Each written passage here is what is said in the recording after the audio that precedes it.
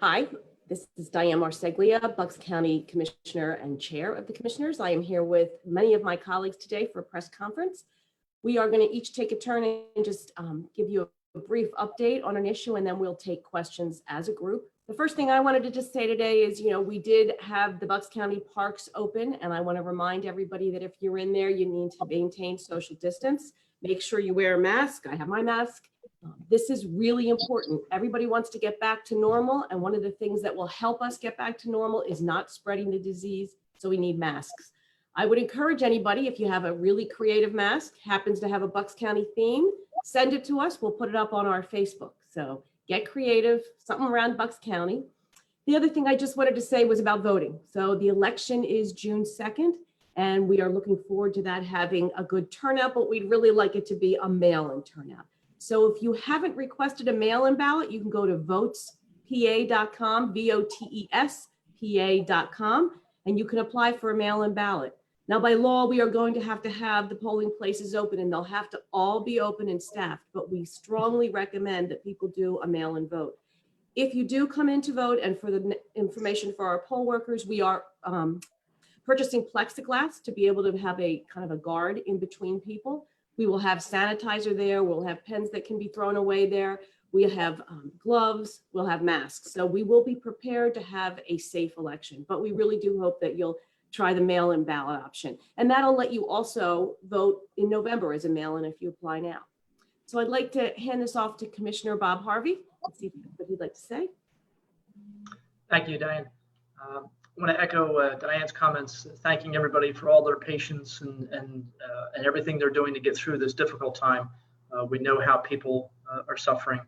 The economic downturn obviously is something that we are very concerned about. We know you are as well. We are launching an economic recovery task force next week, which will begin meeting to start outlining steps the county can take to help businesses recover, and also hopefully coming up with guidelines that we can give out to businesses of all types, from all different industries, all different sizes, to help guide them through the process when we do eventually start moving out of our current red situation into eventually yellow later down the line. And finally, I do want to just remind people, April 1st was the first day of the census, and the census has had an immediate impact on us just recently. The CARES Act did give the county about $109 million specifically for COVID-related expenses. So things like PPE, the steps we'll be taking to make sure the election's safe, the workers who are putting in overtime here at the county to deal with everything, municipalities who are having to expend money that they didn't plan on spending to deal with this. But we can also use that for economic recovery, for grants for businesses, which we do plan to do. But that number, 109 million, was determined by how many people live in Bucks County. It was determined by the last census in 2010. So for every, that's a perfect example, that for every person who replied, that helped bring in a little bit more money to the county to be able to deal with this crisis. And so it is important. You can go to census.gov if you haven't already returned or gone online. You can do that, and we really encourage you to fill those out and get them in as soon as you can. So thank you, and I'll turn it over to Commissioner Deidre Alamo.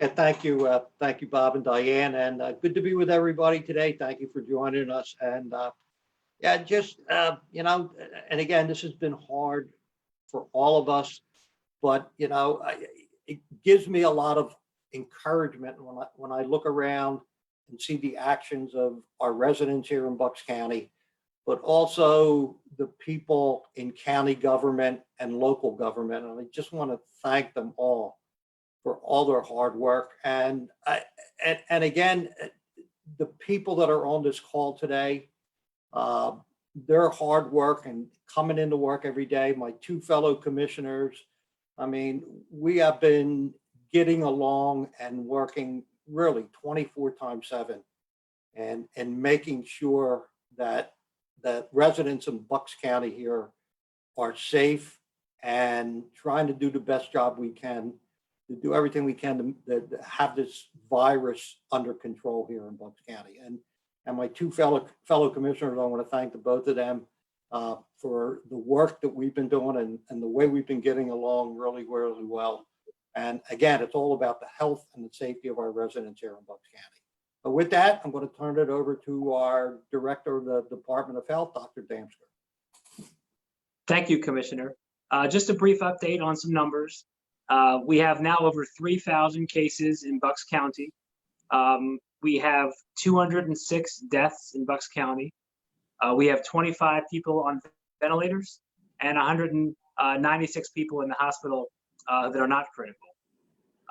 We have definitely seen the numbers of deaths increase over the last couple of weeks, and it's clear, unfortunately, that those deaths are in the vast majority from our nursing facilities, given their ages, given their immunosuppressive conditions, and their overall frailty that are susceptible to this disease. We do have approximately 61 congregate living facilities that have outbreaks in Bucks County, and we're working with each one of them to give them the best advice we can give. I know it's very difficult to hear the deaths. We care about every single one. It's upsetting to hear about the deaths that we get. They're not just numbers to the county. One interesting piece of information that we have now, we can't guarantee it's exactly right with all the testing, but it looks like overall, we've done over 11,100 tests in Bucks County, and approximately 25% of them were positive. A little bit under 25% were positive. So that's a number that we haven't released yet. And again, we're getting these numbers from our state computer system. We may be missing a few, but again, it's about a 25% positivity rate for all testing that's done in the county. One thing that I wanted to mention, that it seems that approximately, when it's all said and done, about half of all cases, of the 3,000 cases, approximately half of them are in either long-term care residents, long-term care workers, or healthcare workers in general. So that's a big, and that's a number that's very large, but it's also a number that you would expect, given the fact that they're working with people that are positive or people that are not yet diagnosed as positive. So that's an important number to see as well. And I wanted to just turn this over now to Scott Forrester, our Director of Emergency Management. Thank you, Dr. Damsker. The County Emergency Services continues to work in a good partnership with the Health Department in a way that we support the residents and ensure that we have the safety and health of everybody in mind. We work closely with the municipalities continuing. We work with the hospitals. I will tell you that we have regular communications with the hospitals. The hospital bed availability is still in good shape. We do have the NAC still activated and ready to go, but it has not needed to take any patients yet. We will continue to evaluate the status of the hospitals and if we're going to need that in the future. We do work with the congregate care facilities regularly to ensure that they have enough staffing, and we've provided some assistance to them in the way of staffing agencies that they could reach out to in the event that they do have any problems. But right now, everything is still stable in the county in the way of healthcare, and we continue to work well to ensure the health, welfare, and safety of the residents. Thank you. Thanks, everybody. Are there any questions? Larry? Yeah, we have quite a few questions. I'll start off with a few from Joe Chevalier of the Bucks County Courier-Times. Montgomery County did mass COVID testing at its correctional facility and found 177 inmates and guards testing positive, most of them asymptomatic.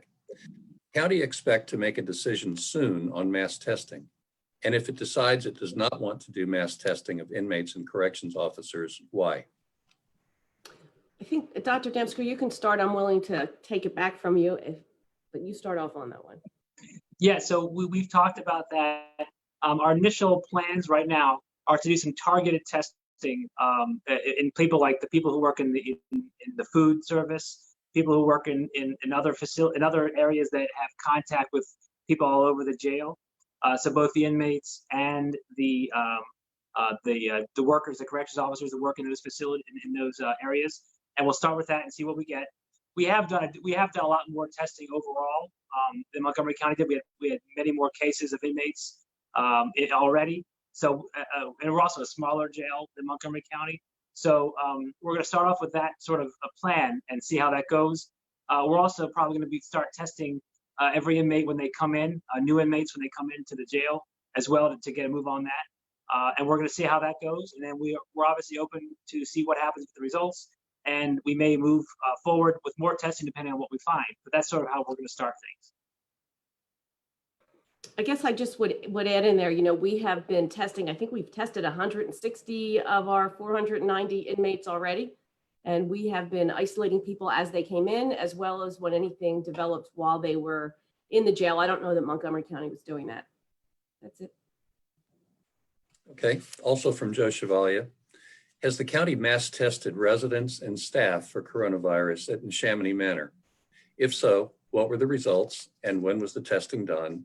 And if not, why not, as other private long-term care centers are now doing mass testing? Yeah, up until recently, we have been testing people that are symptomatic or those that are very sick. And we recently, just in the last day or two, we were able to get enough test kits to do a larger testing of our facility. We hope to have that completed in the next couple of days. That'll help us get more information. But we had tested, many dozens of residents already. So we had done some before, but we're trying to do a larger and a mass testing of our residents over the next couple of days. And we'll have good results hopefully next week on that. So we are doing it. It just took us a little longer because we have a very large facility and it's not easy to procure several hundred swabs to do that. Okay, also from Joe Chevalier and also about Neshaminy Manor. What is the procedure specifically that the county is following at Neshaminy Manor for notifying families or powers of attorney of positive cases? Is it phone calls, automated phone calls, letters, email? How often are the notifications made? And after every positive case is identified, or only when people ask to know? Is the county tracking of the deaths involving confirmed or presumed COVID at Neshaminy Manor? And if so, in what manner is that tracking taking place? Right, we have a total of 20 confirmed deaths at Neshaminy Manor. All people that pass away from COVID or suspected COVID are tested, and we make sure that we're getting those covered. We do contact every residence, either the resident's power of attorney, when they are either tested or when they are positive for COVID. We are trying to move to a sort of an email solution. We've got emails from most of our power of attorneys of the residents. So, when we do we're going to do weekly updates. And obviously it's a lot easier and saves a lot of manpower if we can send out, an email each week, giving all the information that people are looking for. But we do definitely, we contact the families immediately if one of the residents turned positive, or even if they were tested. And we're going to start, again, the email system will be up soon. We're also going to be posting information on the Neshaminy Manor website as well as the emails to help get it out to everybody. Okay, have a few questions from Vinnie Zella of the Philadelphia Inquirer. How many of the county's COVID-19 deaths have been attributed to Neshaminy Manor? I think you just answered that. And since it's a county-run facility, can you describe what Neshaminy Manor's policy has been for testing its staff and residents for COVID since the beginning of the pandemic? Yeah, I kind of covered this a few minutes ago, but yeah, we've been testing people, that were symptomatic. At first we wanted to see what was going on. There wasn't a lot of healthcare facilities that are long-term care facilities that haven't had outbreaks until the end of March, early April.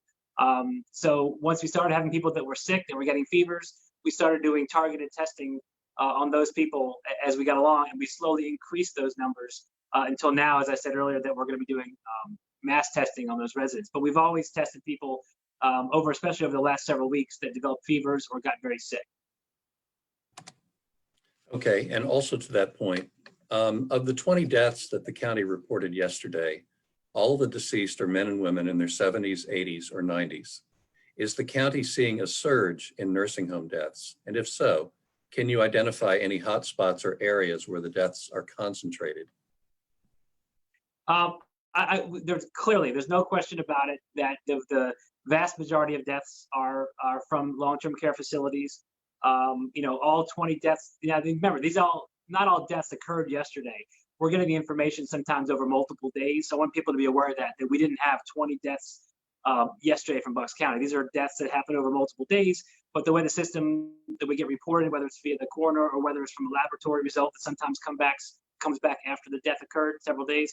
So I want people to realize it wasn't 20 deaths yesterday, but yes, they were all in long-term care facilities. We are absolutely seeing deaths, and it's not just one facility. There are 61 facilities that have cases in either residents or staff, and the deaths have sort of been spread out. Some have 3, some have 5, some have 10, some have, it depends on how you look at it. But I wouldn't call any one facility a hotspot. I'd say that, any facility that has cases has potential for a death. And again, as I said earlier, we're working with them to do the most they can for infection prevention, to control cases and things like that. Okay, along the same lines from Hayden Mittman of PBS 39, do these totals signify anything such as better protections needed at nursing homes and long-term care facilities, or a need for stricter social distancing practices? I think going forward, we're gonna have to take a real serious look at this. And I said this last week, and I'll say it again. In some ways, if we can get through this, we will have residents that are better protected. Hopefully they'll develop antibodies and be immune when it's all said and done. But, we're gonna have to look at visitation policy in general going forward. You hate to say someone can never visit their family again, as we go through this, but this, as we know, coronavirus isn't going to go away next week or the week after. This could be a 6-month, it could be a year. We're not sure how long it's going to last.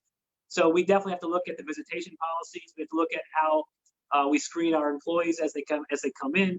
Those are the things that we may have to do for months and months. So yeah, I mean, it's a real problem. This is occurring in a place that we tried really hard to stop it. We're talking back in early to mid-March. We stopped residents from having visitors. We try to have employees, be temperature tested when they're coming in, and it still managed to get into these facilities. So we had to take a step back and look to see what we can really do to prevent this going on in the future, because it's going to be happening for many, many months to come, most likely. Okay, and also from Hayden Mittman, sort of in a broader sense, with so many deaths reported in one day, and we've had a few days running of that, what does it say about where we are in this pandemic? Are we closer to being able to talk about reopening, or does this mean we may need to practice social distancing for a longer period of time in order to protect the most vulnerable members of the community and bring these totals down? And is there still a significant risk of community spread? So right now, again, the deaths that we're seeing, we're not seeing them in people that are just normal community spread. So while it's horrific, these numbers, these are very concentrated in certain facilities. So I do believe that those deaths aside and the cases in long-term care facilities aside, we are getting closer to reopening society. But at the same time, we also need to continue to do the social distancing. That's going to be the way we're going to deal with this on a long-term basis, to flatten the curve. And you've heard that term thrown around, but it's very much even more so important now when we decide to open up businesses and people are getting closer together. They have to wear masks. They have to use hand sanitizer. They have to stay as far away from people as possible. That's not going to stop. So even no matter what we do, we can reopen society in the next month, 2 months, whatever it is. We have to continue doing that until the case numbers drop. But they're never going to go away completely. We are always going to have cases in the community. When people go to Wawa, when people go to Giant, when they go to Target, when they go out and whatever businesses they go to, we haven't been able to totally eliminate those cases at all because people are living, right? So we're always going to have a baseline number of cases. So it's important that we keep that baseline as low as possible by doing the social distancing. So no, we're not going to stop social distancing until we get the numbers to a reasonable level of decreased transmission. But that could be a long time from now. So people do need to get used to a lot of the measures that we're taking.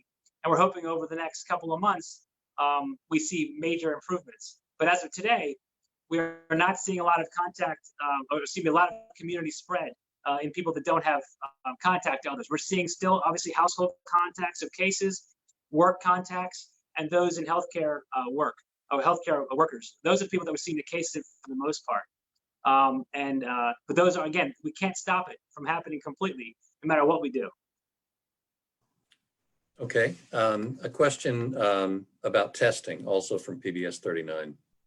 It's been hard for residents throughout the county, and not just Bucks County, to get tested for coronavirus, especially if they don't meet certain requirements. We know we need more testing. How is the county getting tests to those who need them? And where can people go if they're concerned they have coronavirus? There are multiple places they can go to get tested. They do need a prescription from a doctor. Many of the facilities require that you be symptomatic for testing. They want to see some kind of symptom, or you're a close contact to a household contact to a case. And in those respects, people can get tests. It's still not wide open to anyone who gets one for whatever reason they want to get one. That's still not available yet. But it does seem, though, that people, if they need to get a test for a good reason, they're either, again, they're contacts to cases, they're symptomatic, whatever, or they're a high risk job class, those people have been able to get tests over the last couple of weeks. Seems to open up that way. But we're not ready to do mass screening of the entire population for everyone who wants a test every day of the week. It's not there yet. And we're hoping to see that over the next few weeks, additional testing open up. Okay, and how is the county managing the dead? What is being done to help families mourn? Are there plans in place if these numbers continue to rise on a daily basis? And what might those plans be? Scott, did you want to start with that? Yes. The emergency services has worked very closely with the coroner's office and the hospitals. We do work with them to ensure what the capacity of the hospital morgues are. We have at the county have increased the capacity at the morgue by 42 bodies, and we do have a system in place where the coroner's office works very closely with the funeral homes to be able to release the bodies to the funeral homes from the hospitals and bring overflow to the morgue and release them. So that the loved ones can have their family members and friends taken care of. So that's what we have done so far. The system has worked. We have not been overwhelmed, but we are monitoring that, and we have put things in place so that we have a plan to handle that in an expeditious manner, and so that we could take care of people's loved ones. I just want to add, I think that is such an important question, that there are so many people grieving right now. And there are people not just who've lost someone to COVID, but who've lost for other reasons and have not been able to have services and funerals and memorials. This is a tough time. The county does have a listing of mental health sites and 800 numbers that you can call on the website. Just hit the COVID on the purple. When you look at our website, it's on the right-hand side. They are all listed there, and I would encourage people to call.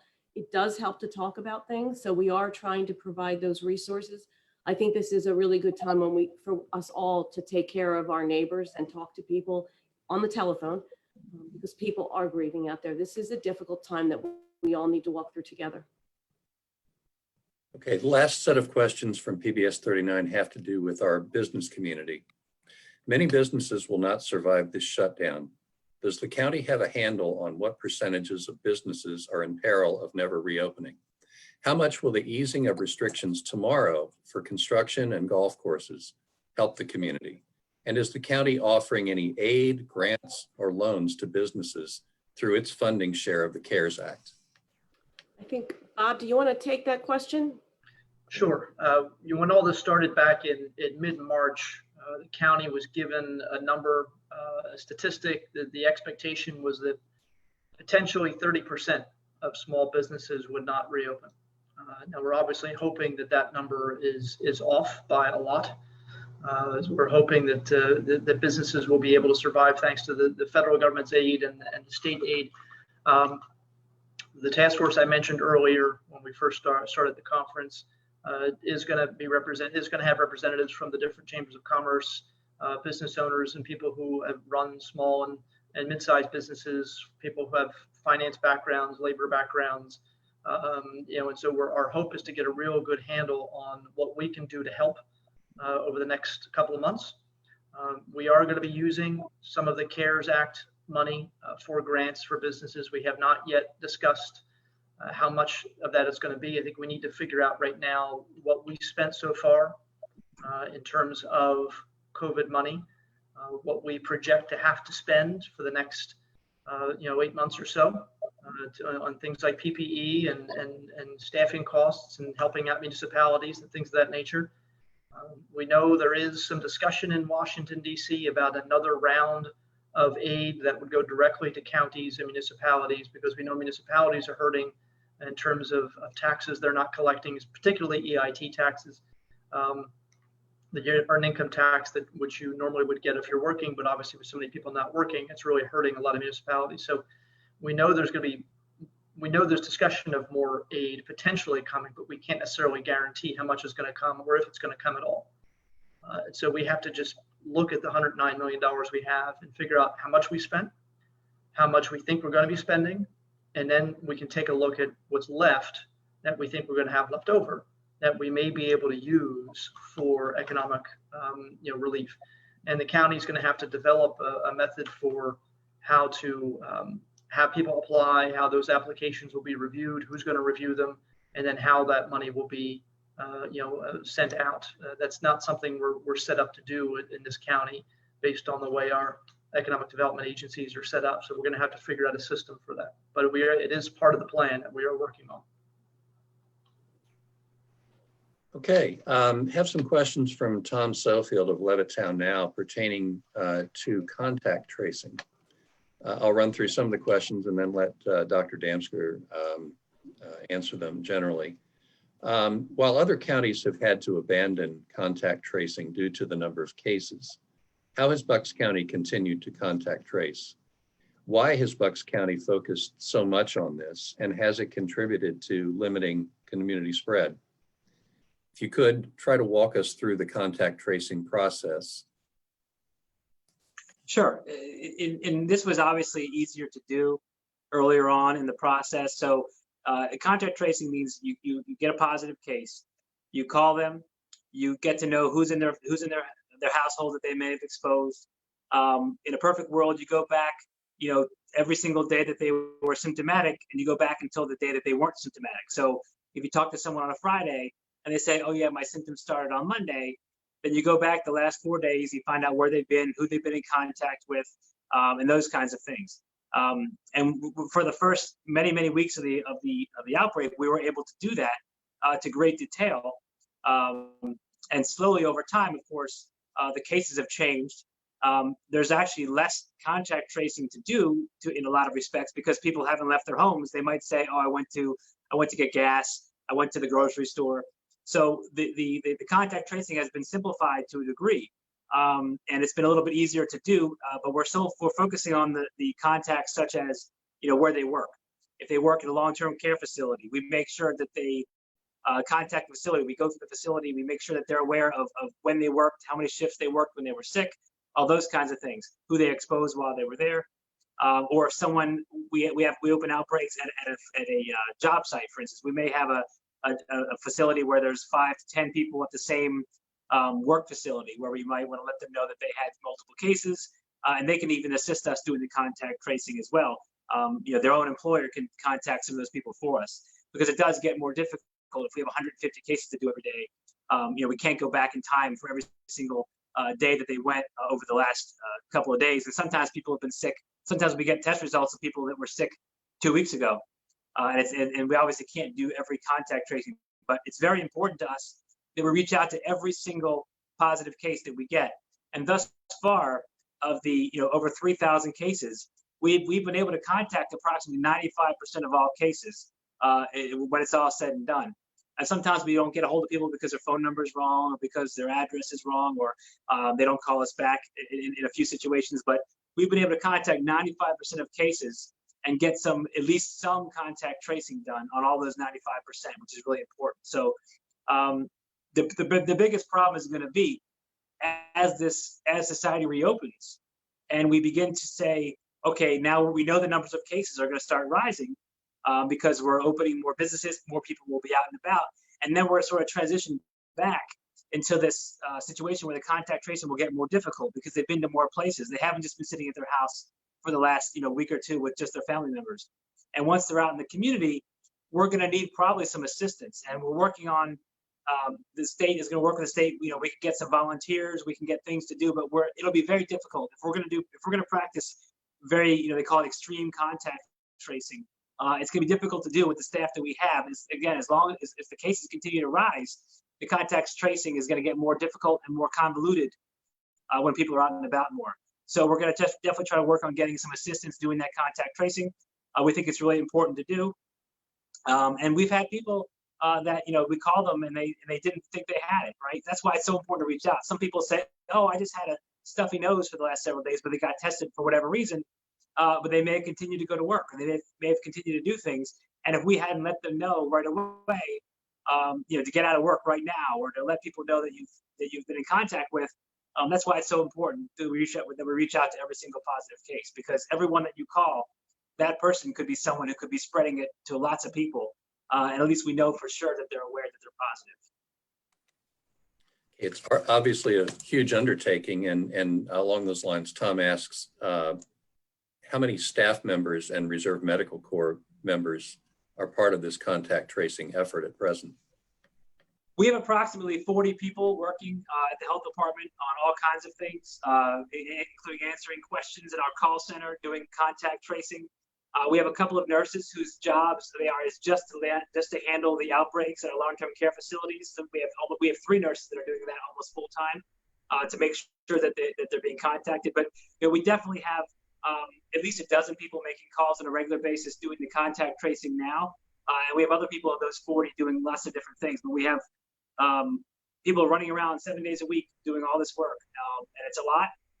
And it's probably going to get a little bit worse once they reopen society to a degree. But we think it's really important. So we can make good pronouncements about what's going on in Bucks County.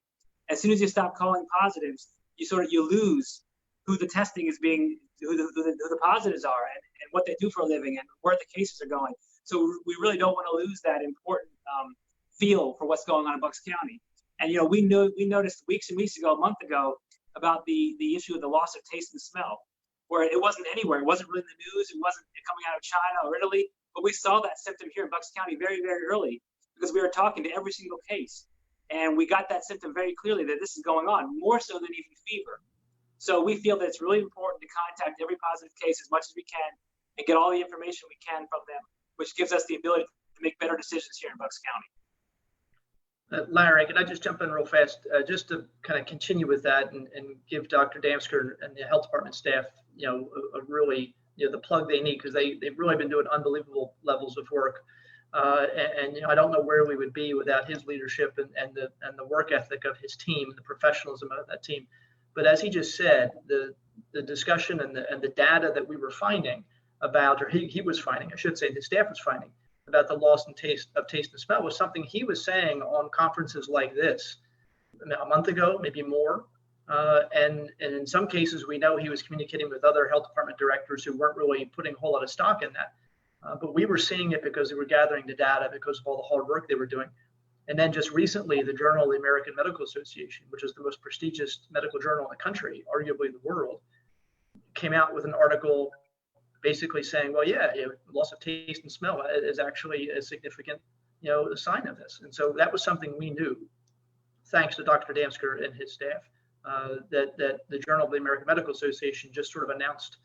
I don't think he got a plug into that. I don't know, did you get any royalties from that, Dr. Damsker? I don't know. No. But he should have, and the whole staff should have. Thanks. Okay. This is a question probably for Scott Forster, also from Levittown Now. Has the county used the overflow hospital at the sports training club in Newtown? And is the facility still set up, or are there plans to remove it anytime soon? Thanks for the question, Larry. I mentioned earlier that the NAC is still set up. We have not had to use it yet. We don't have any immediate plans to take the facility down. But as we go through and we see the amount of cases and hospitalizations we're having, it will become clear when we have passed the surge and when our cases are decreasing. I'll communicate with Dr. Damsker about how he feels. And then when the time is right, we'll take it down. But at this point, it's still set up.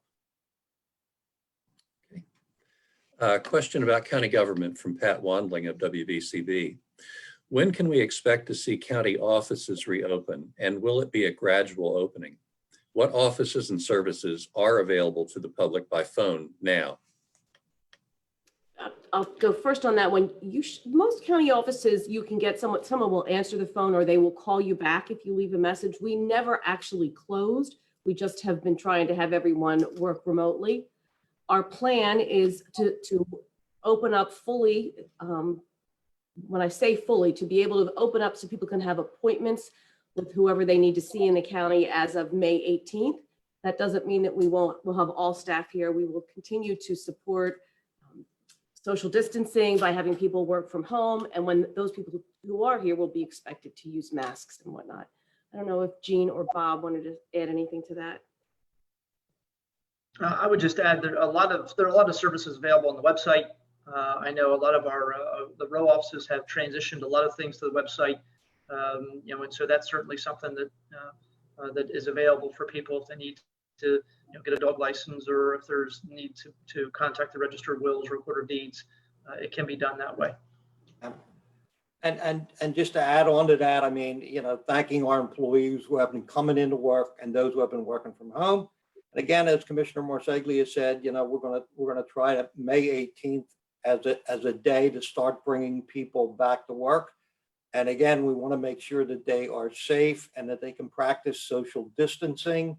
So that will probably mean that all the county employees will not come back all at the same time, but they might be staggered, maybe working 2 or 3 days a week at a time.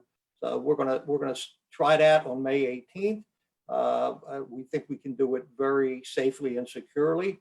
And that way, I think we've been doing a good job of continuing the services that the people in Bucks County want from county government. But I think this might make it a little bit easier to provide those services. Okay. Another question from Joe Chevalier of the Courier-Times. To the county commissioners, the county has denied this news organization a right-to-know request for aggregate data for all deaths at the Neshaminy Manor Nursing Home from February 1st, 2020 through April 22nd, 2020, citing in part that it does not have to create a record where one does not exist. Does the county have any responsive record that would meet that request? I will just say that I'm confused by the question, but I also want to say this is a solicitor issue. So I'd suggest you call the solicitor's office because they handle our right to know requests. Okay, some additional questions also pertaining to Neshaminy Manor from Frida Savannah, who writes for the Bucks County Herald. Do employees at Neshaminy Manor also work in other facilities? And if so, would they be transmitting virus to others? Oh, well, yeah, we do obviously do have some employees, especially our pool employees that do work in other facilities. It's a free country. We can't stop people from doing that. However, if anyone is sick, they shouldn't be working anywhere, including our facility. We do take people's temperatures, we do symptom screens, we get people tested immediately that are sick or they don't even come to work. We get them tested before they even come to work. That's the whole point. But yes, we do have some employees that do work in multiple locations. But when we pull them out of service in our facility, they're out of service anywhere else. You could argue that fact, whether it's nurses in hospitals or other facilities, that people do tend to work in more than one location, probably now more than ever, especially if they're a pool type employee. And we're not able to restrict their work if they're healthy and doing a good job. Is there another part of that question that I missed? Yes, these are also from Frida. Does Neshaminy Manor have a separate area for COVID-19 residents? And what specifically is being done to protect residents and employees there? Well, obviously, number one is the full use of personal protective equipment, PPE. It's required. We are treating, every unit like it has coronavirus in all of our patients. So we're using full PPE on everybody. One thing we were doing certainly more early on was moving symptomatic people with symptomatic people. We still try to do that if possible. But when you have large numbers of people that are symptomatic or you're unsure of their testing status, it's basically difficult to move people around sometimes. One thing that I mentioned earlier, we're doing increased and some mass testing in the Neshaminy Manor now that we've been able to procure some testing kits. We'll be able to make those decisions and do a better job. we may be able to open up a full wing that is just COVID only, maybe a wing that is for people that are pending results or something along those lines, and then a wing of people that have been tested negative. And we've been doing some moving around for sure, in separate rooms because no one's coming out of the rooms now. So we've been able to isolate people into rooms, but this mass testing process that we're putting into place will make it a little bit easier to even potentially clear an entire unit or make an entire unit COVID only. Okay, another question from Joe Chevalier for the commissioners and possibly for Dr. Damsker as well. Readers would like to know from each commissioner if they believe facility level infection information for staff and residents should be released for licensed long-term care facilities, and specifically why the county has not released it yet, since HIPAA laws do not apply for aggregate data, and CMS and CDC plan to release facility level COVID infection data under a new regulation. Jean or Bob, want to go first on that one? Well, I think the county controls only one nursing home, which is the Neshaminy Manor. And I think as you heard earlier, and people can attest, our staff at the Neshaminy Manor is doing the best of their ability to notify families, to protect the loved ones who are there, to do everything they can. I think we started off, Dr. Damsker started off, I think, giving some statistics about the numbers of deaths at Neshaminy Manor. We don't control other facilities, they're privately run. We also know that the state and federal government have been giving directives to those institutions that they should be sharing information. And certainly if you have relatives who are there, loved ones who are there, or somebody that you're responsible for, power of attorney for, you should be able to call them and get information. And I would hope that you would be able to do that. And certainly they should be sharing it. Jean, I think you're on mute.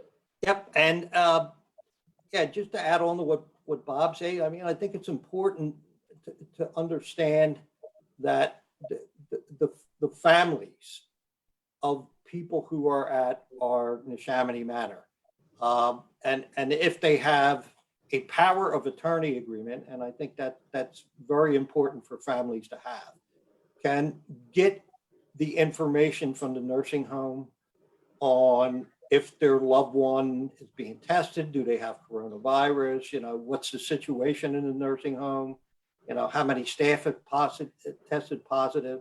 So I think that information is available to the families. My understanding is that Neshaminy Nursing Home is taking no more new patients. We're not taking any more new patients. And again, as Bob said, I think these personal care homes and the other ones that are in Bucks County, the nursing home, are private entities and private companies. And I know they have to report information to our Department of Health here in Bucks County. And then also because they're licensed with the state, have to report to the state of Pennsylvania about what's occurring in those facilities. So, I realize that people want this information, but I think it should be available through the state of Pennsylvania if they want to release that information. And, as far as what we're releasing here at Neshaminy, I think I'll let Dr. Damsker answer that information, but I think we are releasing to the public a lot of information about the number of cases and the number of deaths as well. I would this comment sort of answers the question, but I'm just really answering it for the public out there who, like me, have a family member who is in a nursing home. There seems to be some effort, I think, sometimes to try to equate the amount of COVID-19 in a nursing home with some kind of poor quality of care. And that isn't true.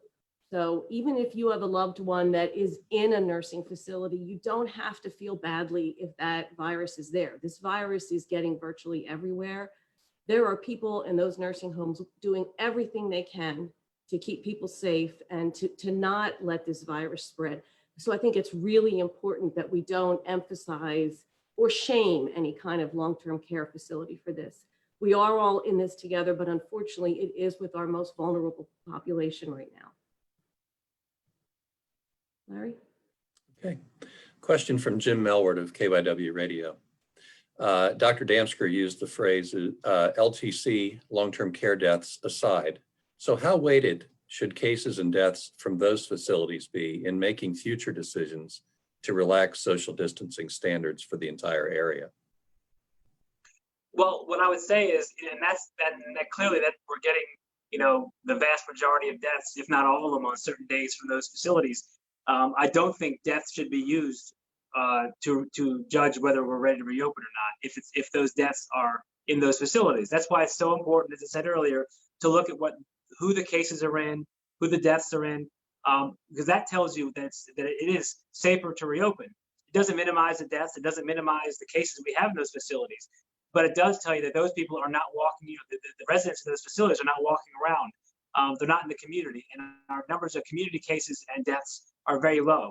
So from that perspective, I do think we should separate the long-term care deaths out of the equation and look to the other deaths, which are very few, with regard to reopening, as long as we do it safely, like we've talked about earlier on the call.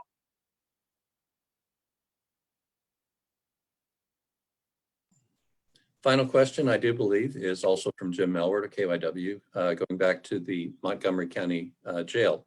What are your thoughts that widespread testing showed 18% of the Montgomery County Correctional Facility inmates were positive, but with no symptoms, despite twice-a-day temperature checks? What can be learned from that as we think about relaxing social distancing? Well, I can tell you, and it's a very good question. But we found here in Bucks County through our contacts with all of our cases, as I'd say up to 50% of our cases never had a fever. And sometimes people have very mild symptoms. We've had people with mild things, just a very mild loss of taste or smell, a very mild headache, some sinus congestion. They wake up with a sweat, one morning, they broke a very mild fever they didn't know they even had. So very mild symptoms are possible. And some of these inmates may have had those mild symptoms a month ago, and the PCR testing is now picking up the dead virus in their nose.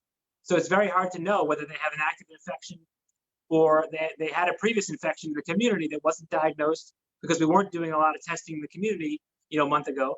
But now that they come into the jail, they're being swabbed, it's picking up the dead virus, the PCR test, which it does pick up dead virus, sometimes for many, many weeks afterward. So we don't really know if they're even contagious. So it's very difficult to analyze those numbers.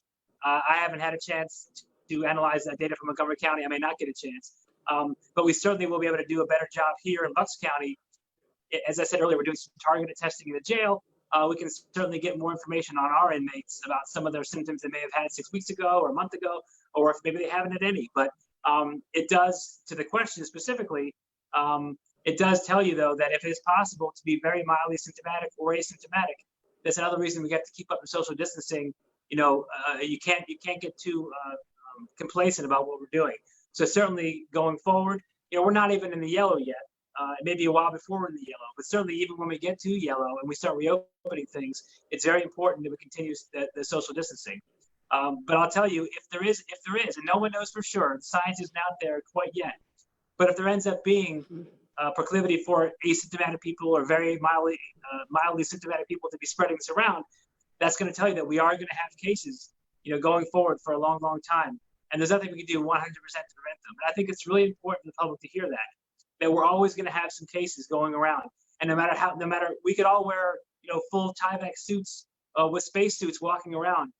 But at some point you take them off, you interact with people, you go get gas, you go to the store. So we can't stop all cases. We have to live our lives, and we're going to continue to have some cases. So I want people to be aware of that the numbers of cases, don't look at the exact numbers. We're going to try to present the cases to the public. Again, who's getting them, why they're getting them, and the deaths and who's dying and why. And that's more important than the actual numbers themselves. Okay, I lied. I had one more question. This is also from Vinny Vella of the Philadelphia Inquirer. He just said one more question, if I may. I understand that 20 people have died from COVID at Neshaminy Manor, but has anyone else there died from other causes in recent weeks? And are they considered presumptive positive cases? We've had people die for sure of other reasons in Bucks. We've had in the Neshaminy Manor, we've had many positive or many negative tests of those people. We've had people that clearly died of something else. we've had people that have been discharged because they were in for short-term reasons and they were discharged. So we've had other deaths and they were not COVID related. So every death we have in Shannon Manor going forward or any other facility are not all going to be COVID related. These people are, a lot of times they're at their end of life. They come into the nursing home very sick often, and the average length of stay isn't even that long for people, regardless of COVID or not. So I want people not to think that every death in every nursing home in Bucks County is always going to be COVID, because clearly these are people that are very ill, very frail, and would be dying anyway of lots of different things. So I think that's an important point to make. Okay, I think that's the end of all of our questions. Okay. I know Commissioner Marseglia, we obviously had some technical difficulties, and so she's no longer on the call. So I want to thank Larry King for his work in putting all this together, as well as Dr. Damsker, Scott Forrester for their continued work on all of this. I want to remind people, as Commissioner Marseglia would, wear your masks, stay home, stay home when you can, stay safe. She always talks about if you're going out to a store, if you're going out to the mall, if you have to be in an enclosed space like that, just send one person at a time, and just be conscious of all those people, especially the workers in those facilities who are there all the time. So that if you don't necessarily need to be exposing them to anything more than they're already exposed to. Thank everybody for all their patience, and we are working here to do what we can to help. And I'll ask Commissioner DiGirolamo for any final thoughts he has. Yep, thank you, Bob. And just to remind everybody that we still have to take this very, very seriously, which we all are doing here in county government. But we are going to get through this, and we're going to get through this by all working together. So with that, I'm going to turn it back to Commissioner Marseglia. I think is back on board. I did. I don't know what happened there. Did Commissioner Harvey get to say goodbye and speak for a minute? Yes. Okay. So the last thing I just wanted to say is we will be having a general town hall on Monday. I believe we're having it at 10:30, and I haven't firmed up the other one, but we will be having another town hall on Monday, May 11th for students. So students K through 12, we want to be able to answer your questions. We'll hopefully have a little bit of Bucks County facts in there for you. If you are homeschooling your students, you should be able to get something that you can teach them out of that. And if you're a teacher, feel free to use it as part of your material. We will get word out to the school districts, but again, that'll be Monday, May 11th. Thank you very much, everybody, for being here today. Take care, be safe.